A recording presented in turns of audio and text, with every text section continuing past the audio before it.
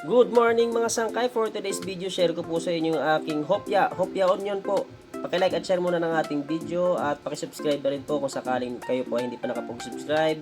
Sana po ay makatulong sa inyo ang video na ito. So, simulan na po natin.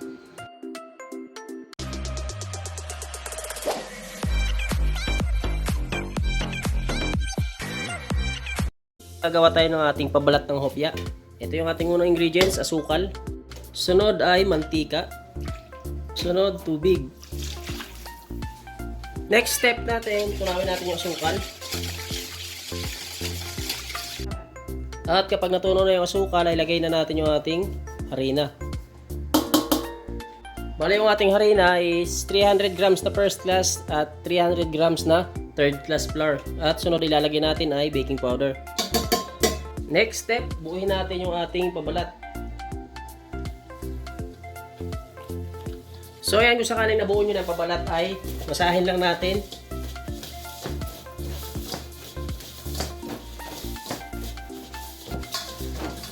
So ayan mga sangkay, bali medyo pakikinisin lang natin itong ating pabalat. Bali hatiin natin sa dalawa. Mga sangkay, kung sakaling nahati nyo na ay bali ito yung aking isang pamamaraan sa pagpapakinis ng ating pabalat ng hopya. So, bali, hampas lamang po natin sa mesa. So, mapapansin nyo mga sangkay, di ba? Mas mabilis kuminis.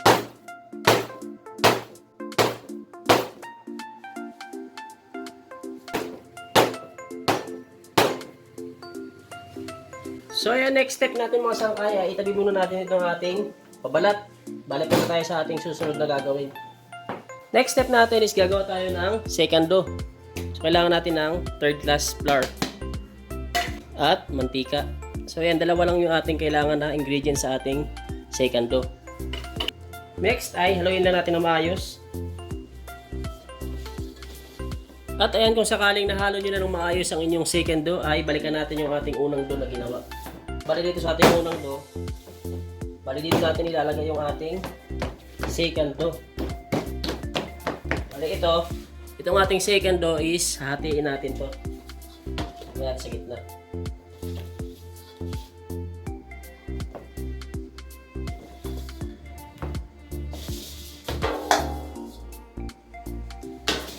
At kapag nailagay nyo na ang inyong second dough ay balutin natin.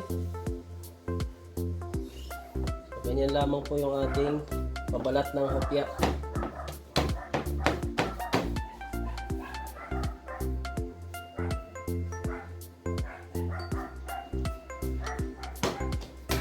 At rest muna natin mga sangkay ng ilang minuto.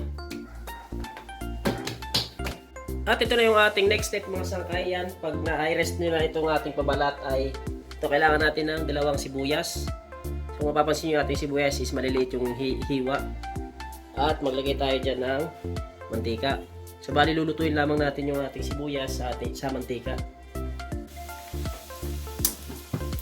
So ito na po yung ating sibuyas mga sangkay. Bali ganyan lamang po yung kulay niya kapag inyong linuto.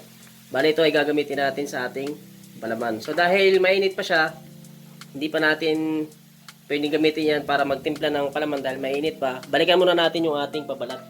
So bali dito muna tayo sa ating pabalat habang pinapalamig natin yung ating sibuyas. Bali nipisan lamang po natin yung ating pabalat gamit yung ating rolling pin. So ayun mga sangkay, bali paki-like at share naman ang ating video at kung ikaw hindi pa nakapag-subscribe, subscribe mo na rin po yung aking channel.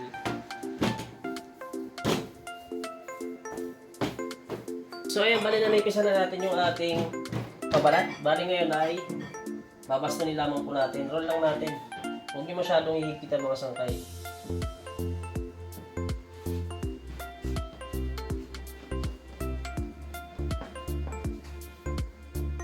Ulit ko, ito po yung ating pabalat ng hopya.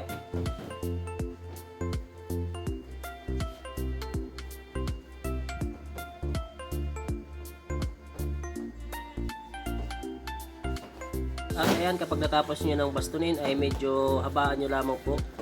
So ayan, kung makikita nyo, gayahin nyo lamang po yung ganyang ating proseso ng pagpapahaba ng ating binaston na pabalat ng hopya.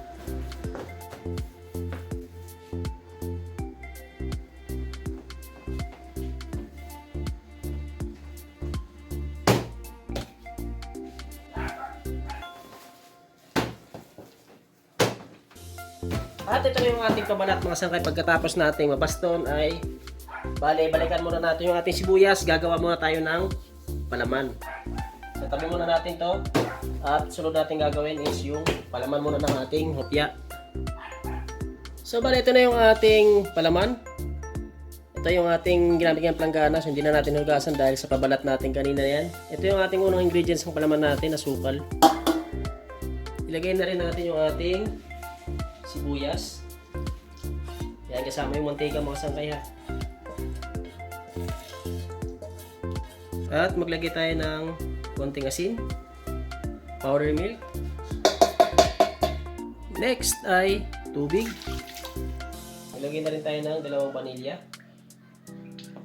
2 takip, at margarine. So ayun, balik kapag nalagay nyo na yung mga ingredients na yung akong nabanggit, ay mix muna natin.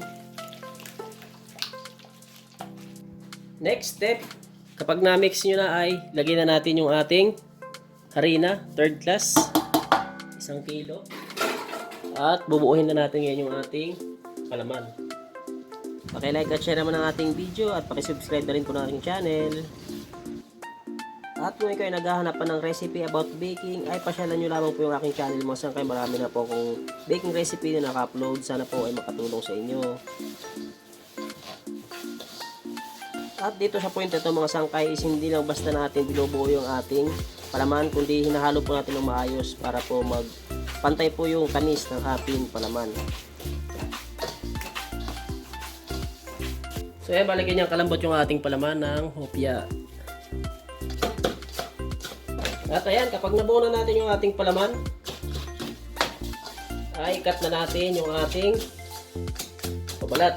Yan, putulin na natin ito ating pabalat para masimulan na natin ang paglalagay ng palaman.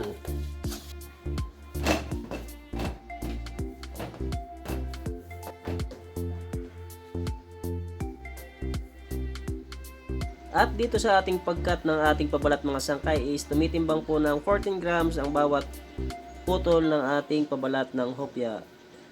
So yun nga pala mga sangkay, bali kung ikaw ay naghahanap pa ng iba pang recipe about baking, ay pasyalan nyo lamang po yung aking channel dahil marami na po akong naka-upload na video about baking. Sana po ay makatulong sa inyo ang mga video na inyong mapapanood.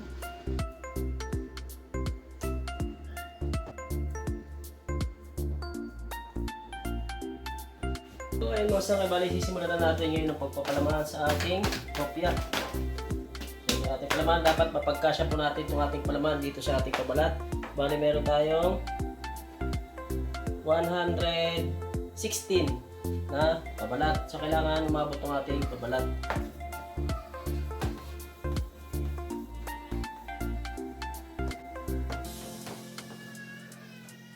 At bali yung ating timbang ng ating palaman is 20 to 22 grams po.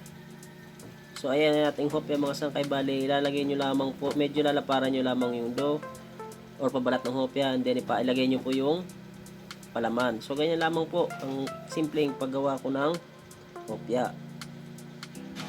Nagpapasalamat din po pala ako sa mga sumusuporta sa aking video, sa aking page. Sana po ay tuloy-tuloy lang po ang pagsuporta nyo sa aking video na mga i-upload.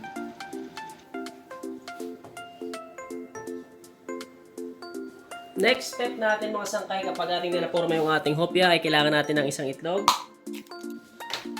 At lagyan lang natin ng konting egg yellow food color.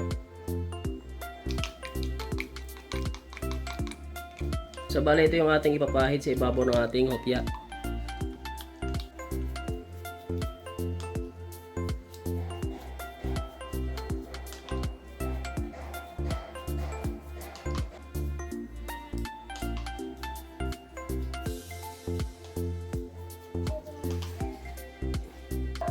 At ayun, kung sakaling napahiran nyo na sa ibabaw, ay pwede nyo na kaagad isa lang inyong hopya.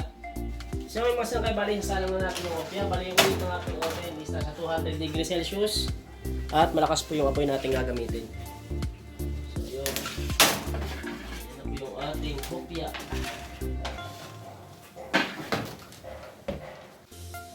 At after 7 minutes mula nung ating isinalang ay ililipat natin sa itaas. Bali dito na natin naantayin, malungo sa itaas. Ulit ko, after 7 minutes, Mula ng ating sayo lang. Lipat natin sa taas.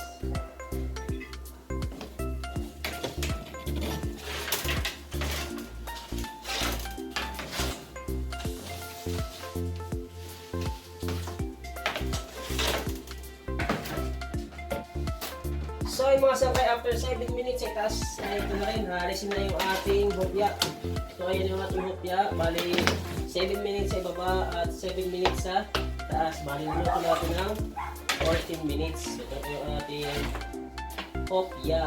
At dyan na po nagtatapos yung ating video. Please like at share naman ang ating video at pakisubscribe na rin po ng aking channel. Thank you for watching.